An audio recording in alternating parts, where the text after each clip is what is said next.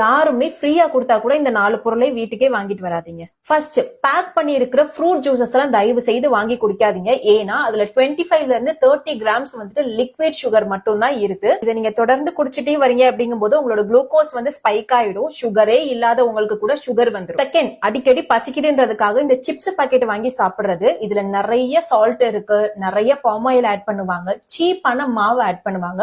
So இதை நீங்க தொடர்ந்து சாப்பிடுறீங்க அப்படின்னா சொல்லவே முடியாத பிரச்சனைகள்லாம் வந்துடும். தேர்ட் என்னன்னா, கோலாஸ் கோக்கு சொல்லுவோம்ல, இந்த பீஸா பர்கர் எல்லாம் சாப்பிடுறப்போ கூல்ட்ரிங்க்ஸ் குடிக்கிறப்போ ஜாலியா இருக்குல்ல. ஆனா ஒரு கேன் கோக்ல 29 கிராம்ஸ் ஆஃப் லிக்விட் சுகர் இருக்கு. இந்த liquid sugar full and full fructose தான்.